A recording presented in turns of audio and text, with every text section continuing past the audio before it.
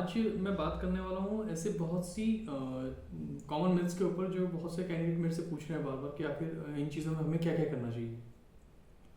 सबसे पहला जो कॉमन पॉइंट निकल के आया वो है कि आखिर हमें कोचिंग करनी है नहीं करनी है, मॉक्स देने हैं नहीं देने हैं, इन चीज़ों के ऊपर बहुत ज़्यादा कन्फ्यूज़न है। देखिए मैं एक बात बताता हूँ, जब ये साल की वैकेंसी होगी, इससे पहले भी वैकेंसीज निकली हैं, उस टाइम आपने कहीं पे भी ज़्यादा ना मॉक्स सुने होंगे ना ही कहीं कोचिंग सुनी होंगी, इस तरह का कोई एनवायरनमेंट था नहीं उस टाइम, और कैंडिडेट उस टाइम भी सिलेक्ट हुए हैं। ठीक है। और सबसे अच्छा बेनिफिट उस टाइम का क्या था कि उस टाइम डिस्ट्रैक्शन नहीं थे कैंडिडेट्स के पास। आज की डेट में डिस्ट्रैक्शन ज़्यादा आ गए हैं। ठीक है, बहुत से डिस्ट्रैक्शन हैं, बहुत सी ऐसी ऐसी मिथ्स मतलब निकल के आ रही हैं जो कैंडिडेट शेयर करते हैं मेरे से कि सर आखिर इस चीज़ में क्या करना है, उस चीज़ में ऐसे क्या करना है।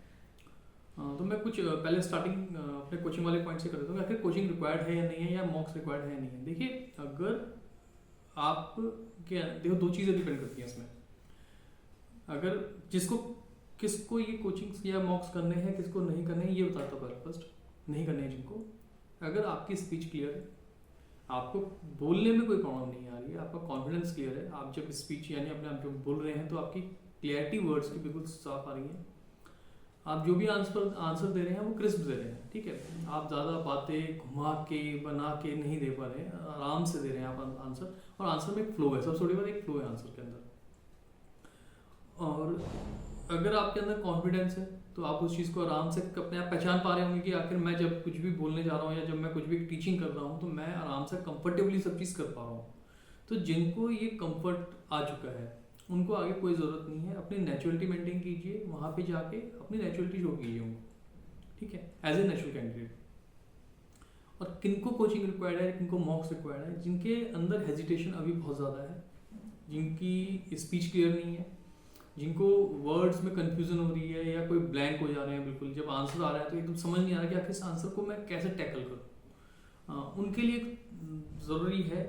ठीक है, अब इन ज़रूरी और ना ज़रूरी के बीच में एक गैप आता है। जनरली हम जब नॉर्थ इंडिया की बात कर रहे हैं तो यहाँ पे कैंडिडेट्स बहुत ज़्यादा भागम भाग में लगे हुए हैं ना। मेरे बहुत सारे कैंडिडेट्स का बता रहे हैं सर मैं यहाँ पे आया हुआ हूँ, मैं वहाँ पे गया हुआ हूँ कोचिंग करने के लिए, और जब मैं मतलब एक तरीके से बेचैनी है। और जब मैं बात कर रहा हूँ साउथ इंडिया कैंडिडेट से तो वो बहुत रिलैक्सड है। ठीक है, वो अपनी नॉर्मल प्रिपरेशन कर रहे हैं जो होती है, वो नॉर्मल तरीके से चीज़ों को प्रिपेयर कर रहे हैं, नॉर्मल तरीके से ही हर चीज़ हैंडल कर रहे हैं वो, और उसका फ़र्क दिखता है। यहाँ के कैंडिडेट जो हैं जब वो अपना इंट्रोडक्शन या जो कुछ भी सेंड करते हैं हमारे पास, उसके अंदर वो बहुत सारे वर्ड्स की भीड़ लगाते हैं अपने साथ। ठीक है, और जो साउथ वाले हैं जनरली जिन्होंने कहीं पे भी अपने आप को मतलब कहीं पे किसी से इन्फ्लुएंस नहीं हुआ अब तक, वो बिल्कुल सिंपल वर्ड्स में अपना इंट्रोडक्शन दे रहे हैं। शुरू में तो जब आते हैं अच्छे अच्छे वर्ड्स आते हैं सुनने में अच्छा लगता है, बट जब 10-12 सेशन हो जाते हैं दिन के या 10-12 कैंडिडेट्स निकल जाते हैं, उसके बाद सुनने में वो अच्छा लगता है जो बिल्कुल नॉर्मल आया है, नेचुरल आया है, और उन्हीं के साथ आगे मज़ा आता है इंटरव्यू करने का पूरा। जो लोग जैसे मैं बताता हूँ, जैसे बहुत से कैंडिडेट अपने साथ अभी एक नया ट्रेंड स्टार्ट कर दिया है। जैसे एग्जांपल देता हूँ आपको, मेरे को कल या परसों की बात है, एक कैंडिडेट ने अपने बायोडाटा में मेंशन किया है स्पेशली कि I know about the KVS culture. ये नया फैशन वर्ड आ गया है। मैंने उनसे सिंपल दो तीन क्वेश्चन पूछे हैं कि अगर केवीएस की इतनी ही फुल नॉलेज है तो ये बताइए मुझे केवीएस में जाने के बाद आपकी फर्स्ट ट्रेनिंग कौन सी होगी। वो ब्लैंक है। वो पीआरटी से, तो मैंने उन्हें पूछा अच्छा ठीक है हो सकता है आपको नया हो, लेकिन ये बताइए मुझे जैसे सैटरडे होता है केवीएस में या फ्राइडे होता है, जो प्राइमरी के बच्चे होते हैं बहुत एक्साइटेड होते हैं वो उस दिन को लेके, है ना। केवीएस में उस डे को वो बच्चे क्या बोलते हैं, ठीक है, तो वो भी उनको नहीं पता। तो मैंने उनसे पूछा कि आखिर आपने ये वर्ड लिखा क्यों है। तो उन्होंने बताया सर मेरे को किसी ने सजेस्ट किया था कि इसको लिखने से बहुत अच्छा इंप्रेशन पड़ता है। और मैं बोला जब आपने इसका आंसर नहीं दिया तो कैसा इंप्रेशन पड़ा होगा। तो फिर वो समझ गए कि हाँ सर मैंने इसको बिना बात के कॉपी करके लगा दिया इसमें, लेकिन मैं जस्टिफाई नहीं कर पा रही हूँ। तो सबसे इम्पॉर्टेंट पार्ट यही है, देखिए कोचिंग का अगर आपको करनी है तो तब जाइए जब आपको बहुत ज़्यादा प्रॉब्लम हो रही हो, आपकी स्पीच क्लियर ना हो, आपको बिल्कुल हेजिटेशन आ रही है, आंसर नहीं बन पा रहे हैं, ब्लैंक माइंड हो जा रहा है, तब तुम्हें समझ में आता है कि आप प्रिपेयर कर रहे हैं अपने आप को। और जब आपका सब कुछ ही क्लियर हो चुका है तो क्यों बिना बात के अपना टाइम वेस्ट कर रहे हैं। अपने एनसीईआरटीज़ पे फोकस कीजिए। एनसीईआरटी बताता हूँ मैं आपको, मैं जब क्रॉस क्वेश्चनिंग का टाइम चल रहा था हमारा, तो मैं कैंडिडेट से क्रॉस क्वेश्चन कर रहा हूँ। जैसे मैंने टीजीटी एसएसटी से क्रॉस क्वेश्चन किया, कुछ क्रॉस क्वेश्चन करने स्टार्ट किए तो वो क्रॉस क्वेश्चनिंग में ब्लैंक हो जा रहे हैं बिल्कुल, और वो सब मैंने एनसीईआरटी से लिया हुआ है।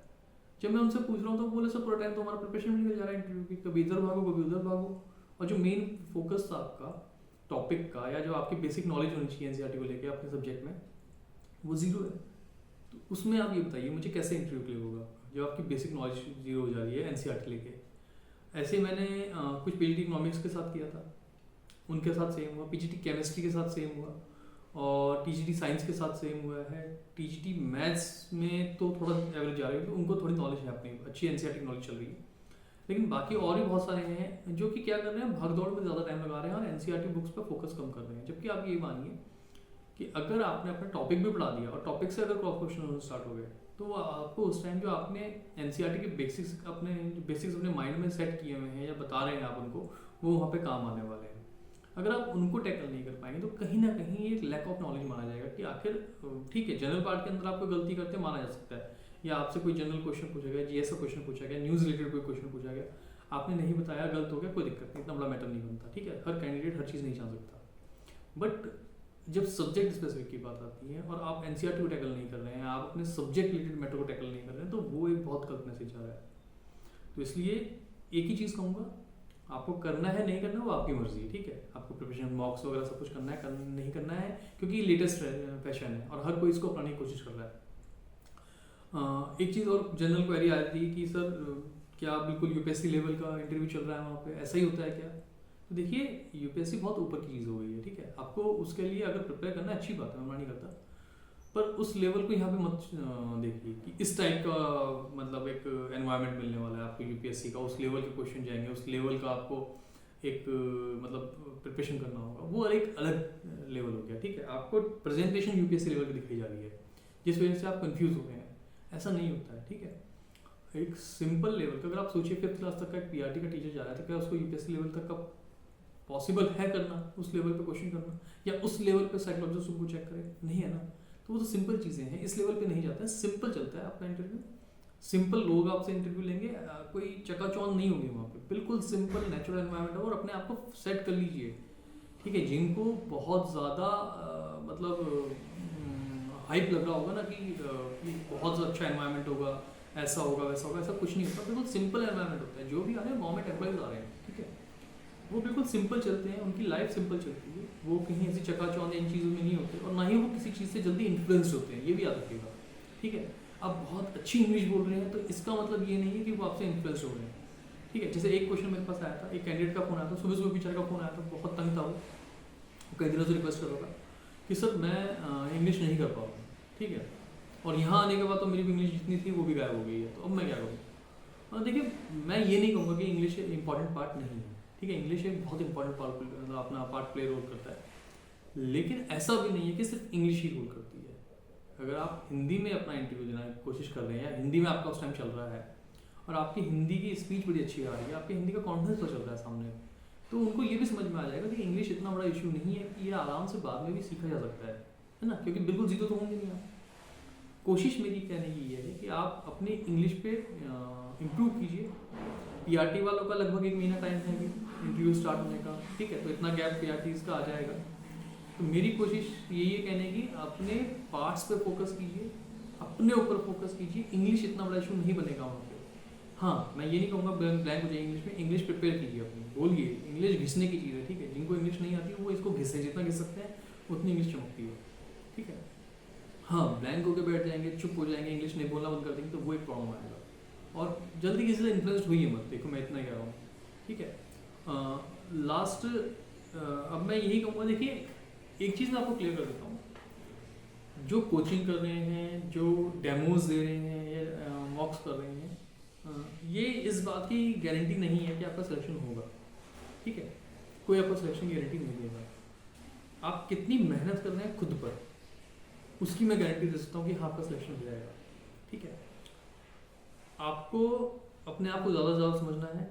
आप जो वर्ड्स बोल रहे हैं, यानी वर्ड्स बोलने का मतलब होता है क्लिक पॉइंट्स होते हैं सामने वाले के लिए क्वेश्चन बनाने के लिए, आप उस पर कितनी मेहनत कर रहे हैं, क्या इंटरव्यू को आप थोड़ा बहुत हैंडल कर पा रहे हैं, नहीं कर पा रहे। हैंडल इन द सेंस, जैसे आप कुछ क्लिक पॉइंट्स छोड़ते हैं क्वेश्चनिंग के लिए, आप जान पूछे वो अपने इंट्रोडक्शन में, अपने आगे के पार्ट्स में, अपनी टीचिंग में क्लिक पॉइंट्स छोड़ते हैं कि आखिर ये क्वेश्चन मैं जब जान पूछे क्लिक पॉइंट छोड़ूंगा तो सामने वाले मेरे से जरूर क्वेश्चन पूछेंगे इसके ऊपर। वो बहुत इंपॉर्टेंट है, आप उसको कैसे प्रिपेयर कर रहे हैं, ठीक है, क्योंकि कहीं ना कहीं आपको नॉलेज शो करने का वहाँ मौका मिलेगा अगर आप खुद क्लिक पॉइंट छोड़ेंगे।